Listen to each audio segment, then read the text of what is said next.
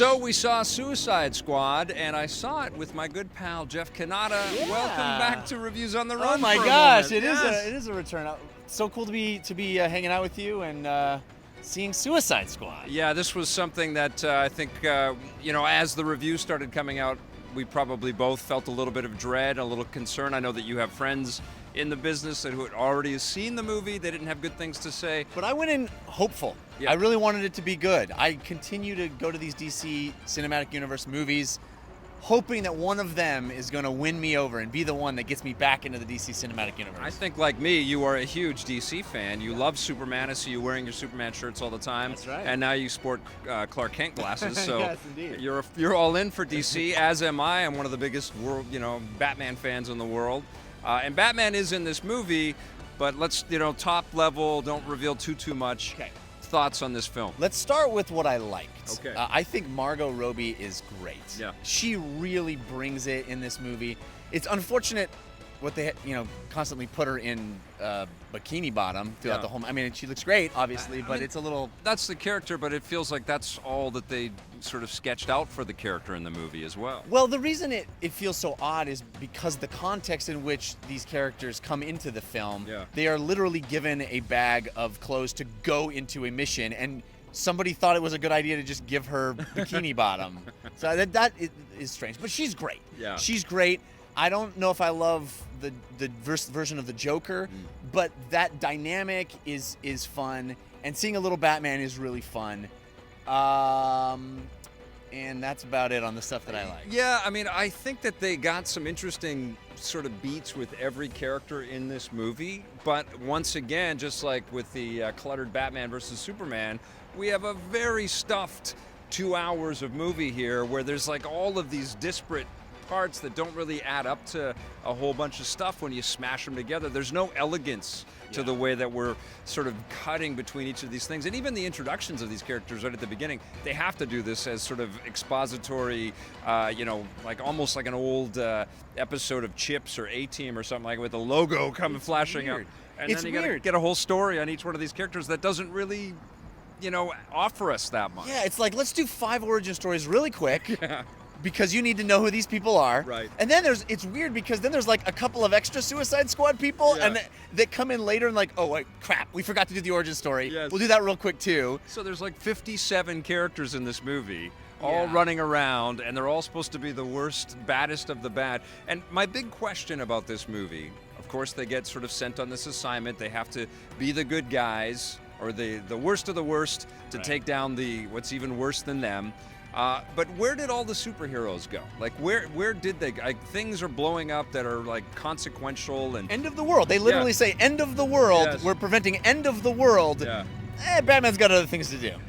And like they don't explain that in the movie at all. And I guess that is a little bit of a spoiler, but I think step one is you got to kind of explain why there are no heroes left. Yes. Like, where are they? They've disappeared. Well, I think an interesting way to go about doing this kind of movie is giving us a reason that we have to go get bad guys. Yeah. Like, that's not a step that we would want to take. Yeah. And the big beginning of this movie is baffling. I mean, you literally have a person going, we have to fight metahumans with metahumans because Superman could be scary, which, Yeah. by the way, is the refrain over and over in all these movies. That Superman's terrifying. It's really, really shitty, especially, post, Batman versus Superman, where Superman is regaled as a hero at the end. And we should just sort of get over that and just accept that he didn't do anything awful, and he's a good guy. Let's celebrate the virtue. Right. But we don't, again. We are sort of, thumped over the head that he could have been a bad guy, so we got to prepare for that. Right. Yeah. So then we have this government official who says, we have a guy who never misses. I'm like, oh, yeah, that probably sounds pretty useful. We have the Enchantress who can do wondrous things. Oh, that sounds pretty useful. We have a guy who's basically a crocodile and has super strength. Well, that sounds pretty useful. We have a guy who uses a boomerang. We have another guy who can climb anything. It's like, don't you think the government would be like, It's like- hold on a tick. I know we're getting the bad guys, but Like the Boomerang dude, we can leave him in jail, I think, maybe. I think he's maybe not the worst of the worst, Captain Boomerang. Yeah. It's like DC ran out of characters. Like, what other bad guys can we throw in that aren't going to be the main bad guys in our other movies? Oh my God, we're down to Captain Boomerang. Okay, let's throw him in. And even Harley Quinn, right? She's Yeah. the best part of this movie. But even Yeah. from a logic standpoint, Yeah. anybody would be like, wait, you want to add the crazy girl who's Joker's girlfriend? For what reason? And by the way, Joker's not in the prison, so he's out there. Right. And so you want to throw in the crazy girlfriend of the really crazy mother And what does she that's bring out to the there. table? She's Yeah. literally just an insane person with a Right. baseball bat. Who reminds us over and over and over again that she's not sane. With her performance, with the dialogue, the lame dialogue that she's given, but also with tattoos. This movie is Yeah. obsessed with tattoos. There's so many characters with tattoos. Yeah. There's like tattoos as graffiti telling you who these characters are. Joker's got tattoos on his walls. I just got so tired of like tattoos everywhere. It was like so on. It was just trying too hard to be badass that way. And music. I mean, Yes. this movie is wall-to-wall music video, and it's Yeah. like somebody left on 105 The Eagle. You know, it's like it's classic rock. I said to you at one point during the movie, I said, somebody better switch the station here, man. Like, they're thumping us over the head with this tired, lame soundtrack. It was driving me crazy. And it's like, we're It's slowing down. incessant. Yeah, we're slowing down for a second. Oh, well, better crank up the volume and get into some montage thing of people, you know, sort of arming themselves and getting ready for battle. And honestly, that is the biggest disappointment for me in this movie Yeah. is how just hard-hearted and dark it is. I'm all for some dark in my comic book stories. Yeah. That can be interesting, but I don't know who to root for in this movie. Yeah. And yeah, that's an interesting idea. Like, let's make the bad guys the good guys, but the bad guys aren't the good guys. They're just it's so dark and Yeah. it is so nihilistic. Yes. And you know what it is? It's another movie out of time in this sort of DC pantheon that we've all been sort of shown that this is all coming. DC's going to spend a fortune on building all of these movies, but it's in the wrong time frame. They should have given us a few other films and then taken these bad guys and assembled this movie from that, you know, from the corners of other big superhero movies. So we would have at least had some familiarity with them. And I think once all of these movies are done, and I think, frankly, this one won't perform as well as DC and Warner Brothers are hoping, so maybe they're going to start cutting down some of their expectations of how many they're going to make. But I think once they're all done, it's going to be interesting to see them cobble them all together in a different, you know, you'll be able to jigsaw puzzle together a nice blend of imagery and some cool moments, but you know, taken from Batman versus Superman and now this one, they don't make sense.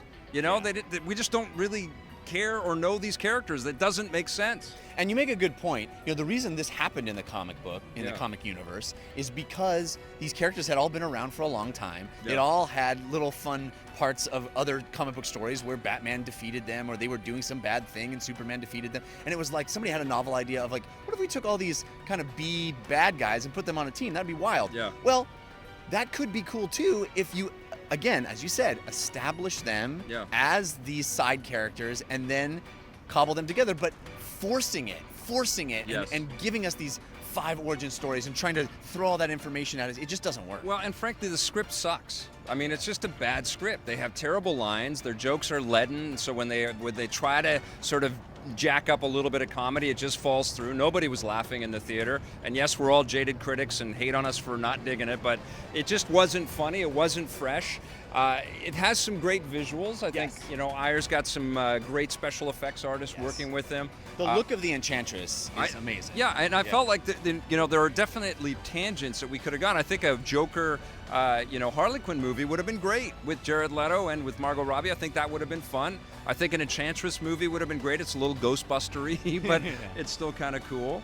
I just feel like this didn't work, and I think the thing that I kept sort of remembering is that, you know, Batman Assault on Arkham, which was an animated movie that DC put out not too long ago, that collected all of these villains in a great way. That was an awesome movie. And Arrow has also been building the Suicide Squad in its show, and it, you know, obviously has many episodes to put all those characters together, but that was working as well. So it can work, but you just can't force these characters down our throats and expect us to care about them.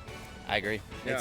I came out very depressed, and It's a dark movie. It makes you feel really bad about the world. It's like, it's really heavy. It's a heavy film. Yeah. There's no joy in it. Yeah. There's no joy in seeing these people succeed. And at a certain point, I turned to you and I said, what are we rooting for? I know. Like, what do we want to have happen here? Yes. They create the problem that they then solve. Yeah. It's like, it's just, it's bad. Yeah, it meanders and it has these dead ends, and there's no uplift. You're right. I mean, there are a couple moments where visually and sort of stylistically are like, yeah, that's what they were going for.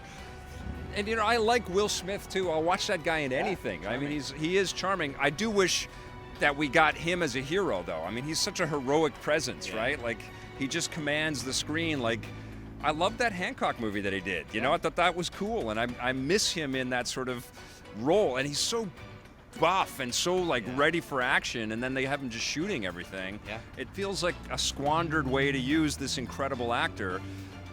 This whole movie, it's a squandered thing. And there's so much talent. Yeah. And there's so much visual effects talent and directorial talent and star talent, and for what? It's a bummer. It's worse than Batman versus Superman. What are you going to give it? Oh man, I think probably a 4. Yeah, it gets a 3.5 from me, guys. It's a bad, bad movie. Don't go see it. Hey, thanks for checking out that video on our EPN channel. It's just one small part of the things that we make around here. So if you liked it, don't forget to check out some of our other vids and hit that subscribe button.